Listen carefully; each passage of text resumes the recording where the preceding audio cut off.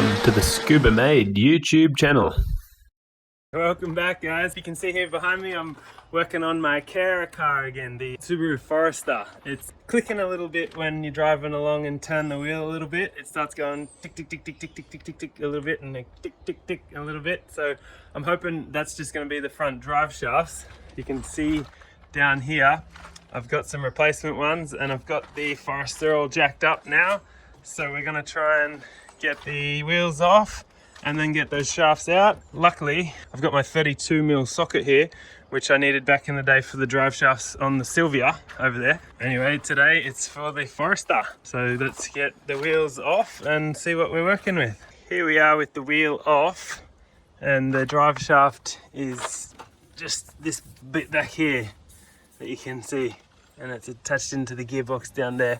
So that's what we're going to try and get out, and it unbolts from here. We're going to have to take this strut out and drop this down. I believe your front camber is adjusted here, so we'll have to keep an eye on that.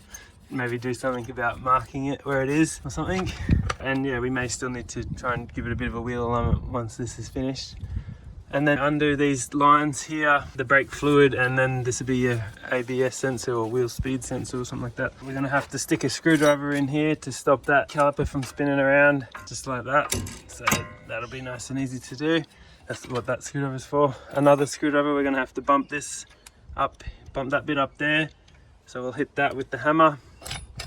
I got my big breaker bar here. That thing comes in real handy for a lot of stuff. Rust preventative spray to spray on some things. Actually, I'll spray that on now. Spray that on these bolts so they all come off nice and easy. To put everything back together, I got some anti-seize lubricant, so we put that back on there. It's just a 12mm.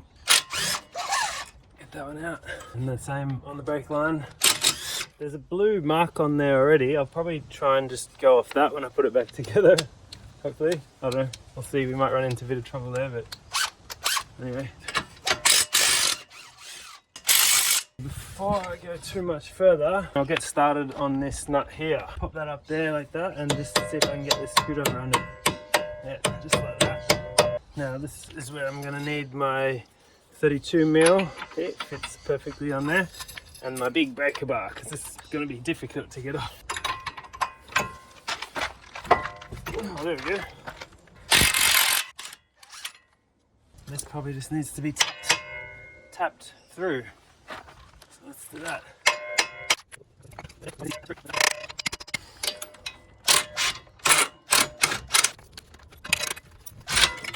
Alright, that one was a little bit tricky to get out. There we go. That's out. So now I'm just going to try and pull on it to get it out of the gearbox or the front diff.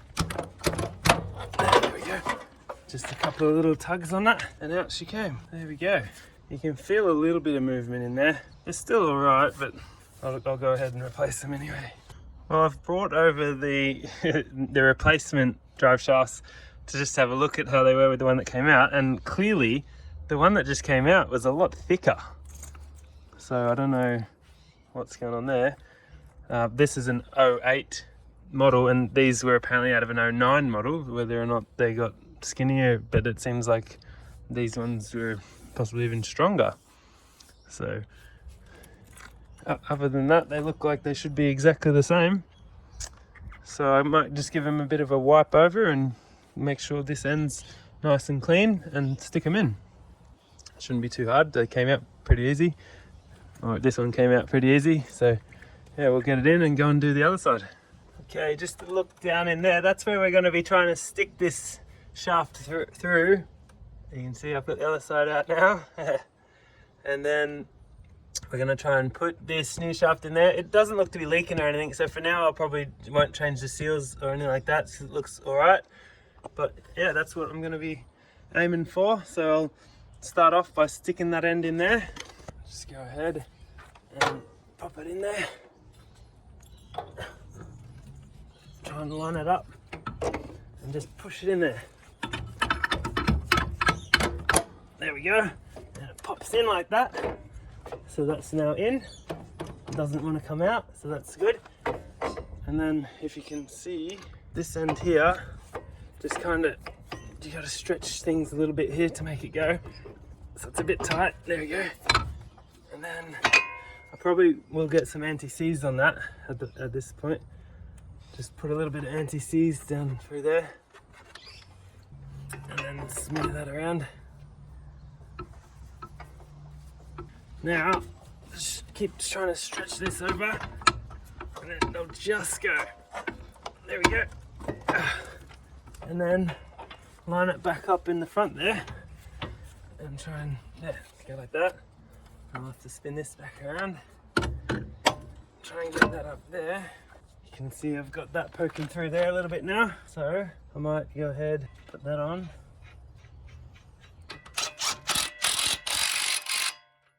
Lift this back up a bit to get it up to there. And then, there we go. There's one bolt in, and then the bottom bolt goes through. There we go. Washer goes on the top one, so I do have to try and get this wheel alignment again. Might be a bit tricky. Based on the mark that was on it, it should go in about there. So I'll tighten it up there and see what happens. Let's get the screwdriver back in here, because now I've got to tighten this up with the breaker bar. It's pretty tight. Probably go ahead and put the brake line and the speed sensor or whatever it is back in now.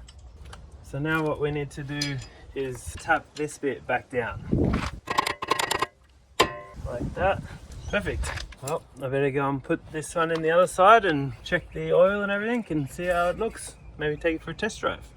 We're all back together and on the ground, and even the wheel alignment's looking reasonable. So yeah, hopefully it doesn't click. I'll take it for a test drive here in a bit. I might go ahead and just check the oil. The front diff oil is that yellow lever down there. Anyway, I'll reach down there and get it. It's right on the full line, so just pop that back in. You should top that up at all if you need to. All right, just goes back in down like that. There we go. It should be nice and tight. Not want to pop back out. And if it wants to pop back out, just replace the little O-ring on there. Let's see if those clicks have gone away.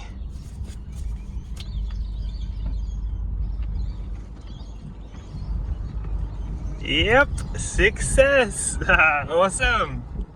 So that was just a quick video to put the new front drive shafts in. It was pretty easy. Really, not too hard. This car probably is going to be for sale soon, I'm thinking, hence I'm trying to get it roadworthy to stop that clicking noise. This has been my carer car for taking my mum around, as I'm a carer and she's just got dementia, unfortunately. Yeah, the car still runs great and goes good and everything, so I don't know, it'll be sad to see it go, I guess, but yeah, it's not really the car for me. I'm more interested in getting the Beamer and the Silvia going and then just having a little cheap runaround car.